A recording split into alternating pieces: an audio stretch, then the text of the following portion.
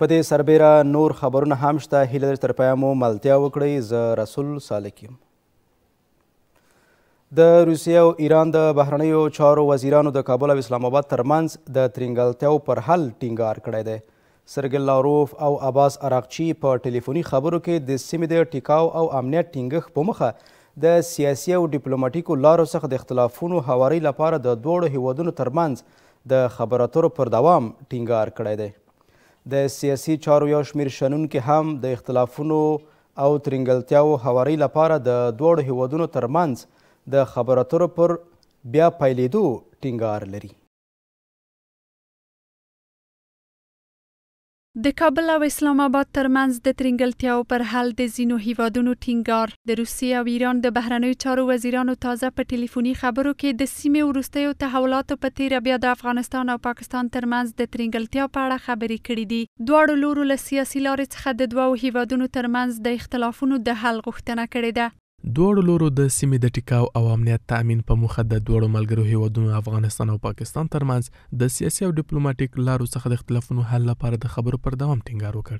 تنها از راه مذاکره و تفاهم میتوانیم همین مشکلاتی که بین افغانستان و پاکستان وجود دارد، یعنی بی‌اعتمادی تاریخی، مشکلات امنیتی و اقتصادی را حل نماییم. در صورتی که پاکستان پابندی به مذاکره داشته باشد و ضمنش با حضور داشت کشورهای منطقه از پاکستان یک ضمانت حقوقی و امنیتی طویل المدت گرفته شود که دوباره این مذاکرات را نقص نمینم. ورته وخت کې یو شمیر سیاسي کارپوهان د دواړو هیوادونو ترمنځ د شخړو دوام د هیڅ لوري په ګټه نه بولي او د کابل او اسلام آباد ترمنځ د مذاکراتو پر بیا پیلېدو ټینګار کوي.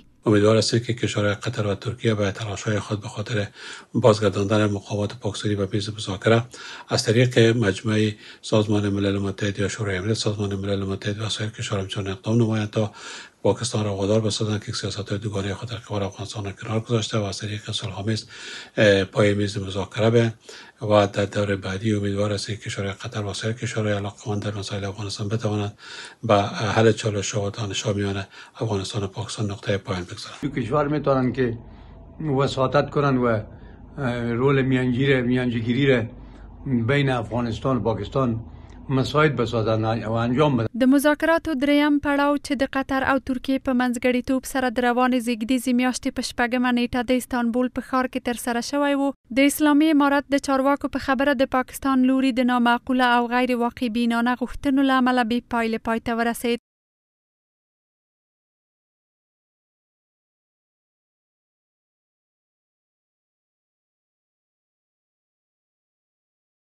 ملګري ملتونه وایي افغانستان په وروستیو کلونو کې د کډوالو د ستنېدو له پراخې څپې سره مخ دی.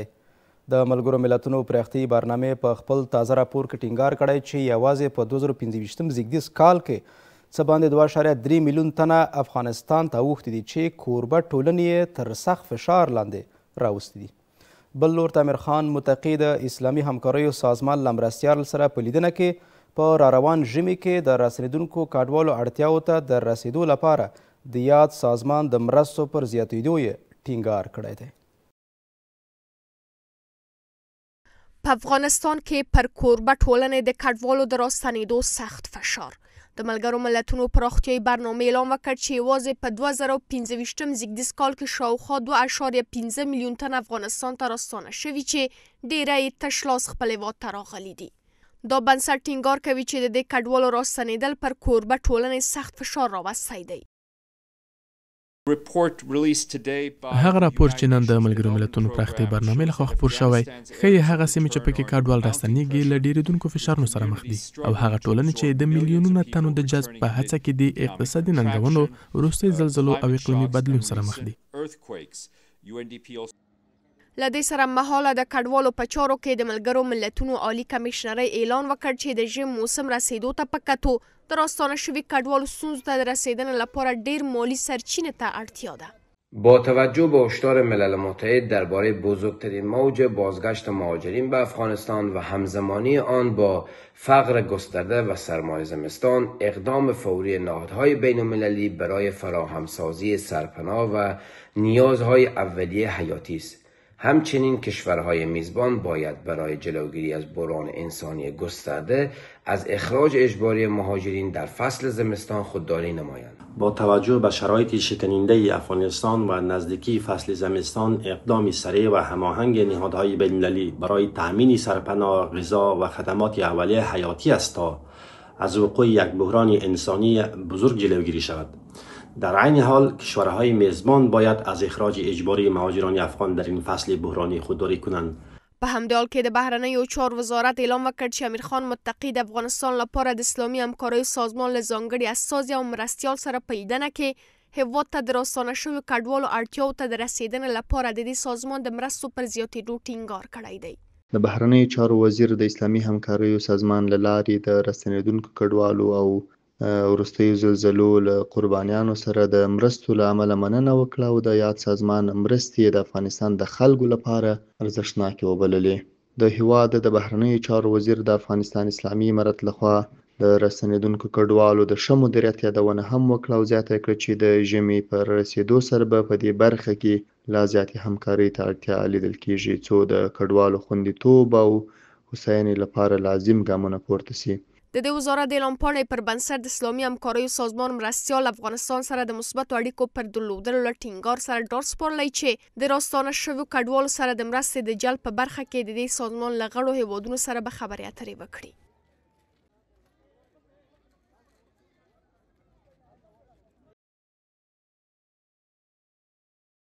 وربشو پنجشیر ولایت ته په پنجشیر ولایت کې د پارنده برېښنا بند ګټه اخیستنې ته وسپارل شو. د برېښنا شرکت مسؤلین وایي چې دغه بند د 4 میګاواټه برېښنا تولید ظرفیت لري او څه باندې 4,000 کورنیو ته دوامداره برېښنا برابروي. د رئیس الوزرا اقتصادي مرستیال وایي له کورنیو سرچینو څخه د انرژۍ تولید د اسلامي امارت له لومړیتوبونو څخه دی او د برېښنا انرژۍ د تولید برخه کې د ځان بسینې لپاره بنسټیزې هڅې روانې دي. د پنجشیر ولایت مرکز په بازارک کې د پارندې برېښنا بند نن د رئیس الوزرا اقتصادي مرستیال په حضور سره ګټې اخیستنې ته وسپارل شو.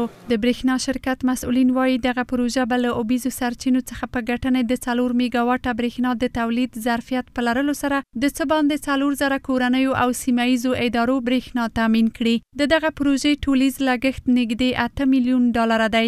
همین نظامی که یک نظام شفاف متحد به اسلام و دین شریعت، متحد به مردم خود، متحد به ارضیت تمامی خاک خود و متحد به این جغرافیا و این خطه هستند، آنها توانستند که بدون کدام تمویل کننده به ارزش 40 میلیون دلار را صرف به آن پروژه ها مصرف کنند که نیمه‌کاره برای ما شما مانده بوده.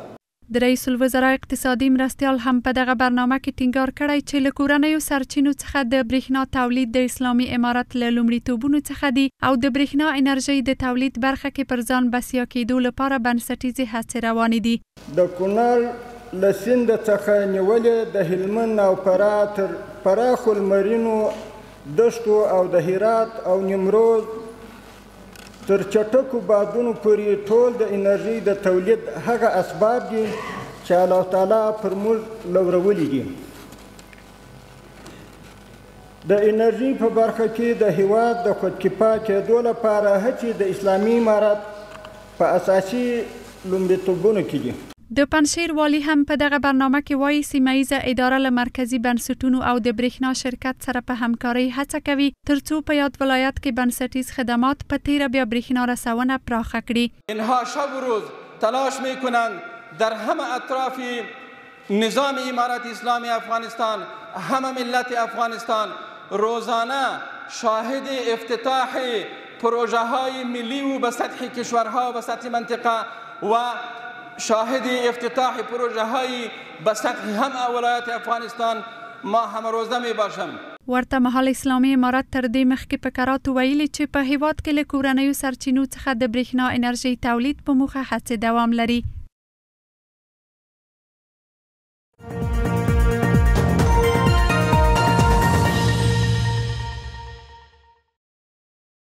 په ارزو کې د خبرې ټولګې دوام ته ښه راغلاست. د عامې روغتیا وزیر په یوه علمي غونډه کې د طبي ټکنالوژۍ او پرمختللو نوي سیسټمونو څخه پر ګټنې ټینګار کوي.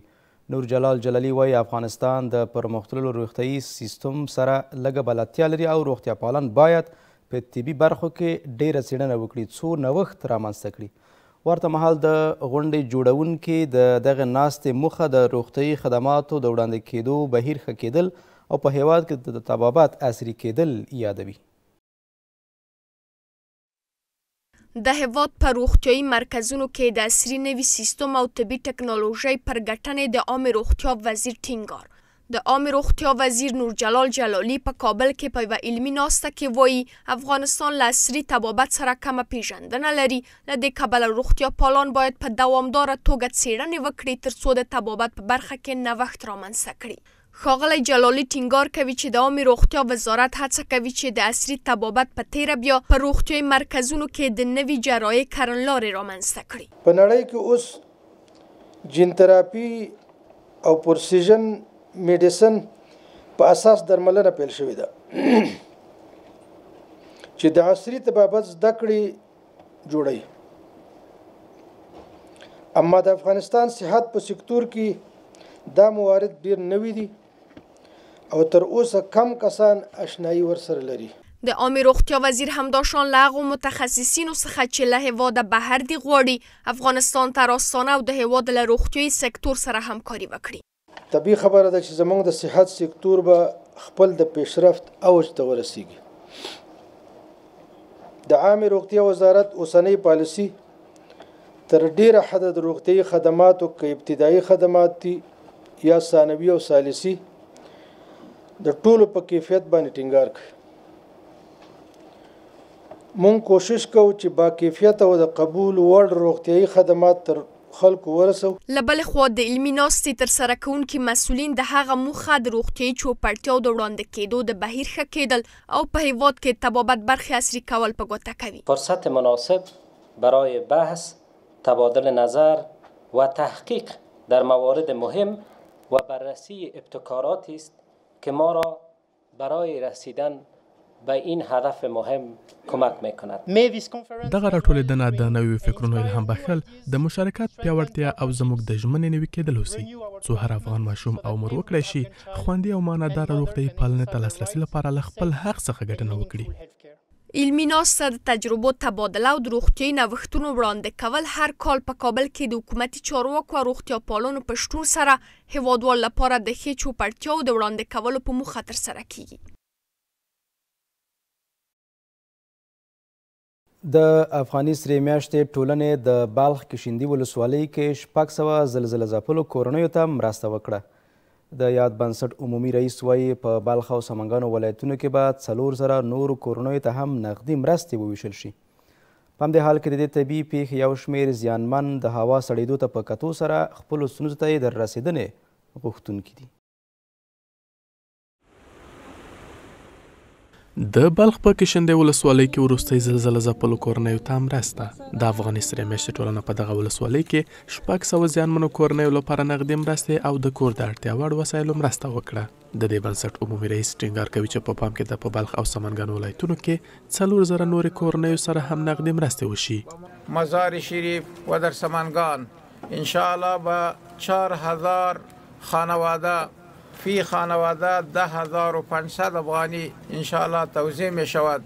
1,000 خانواده را مواد غیر غذایی که مشتمل است به خیمه، سیٹ آشپزخانه که هر چیز در آن است، پی خانه، 5 کمپل، ترپال، بوشکه، این چیزا را انشاءالله توزیع می کنیم.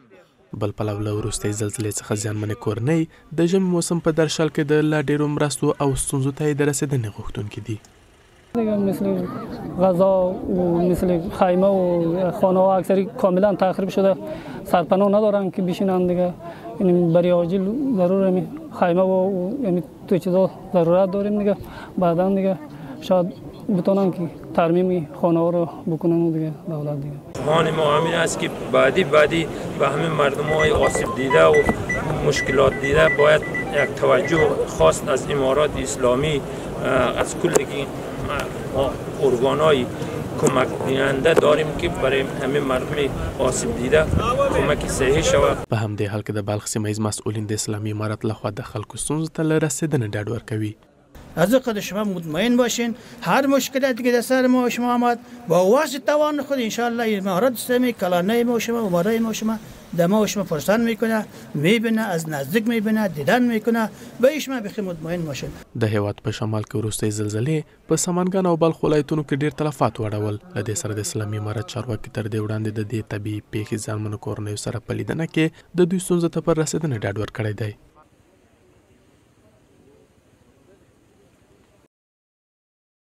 اوسنۍ خبرې ټولګه همدومره وله. تاسو ټولو لیدونکو او همکارانو څخه په مننه. تر بیا ښې چارې.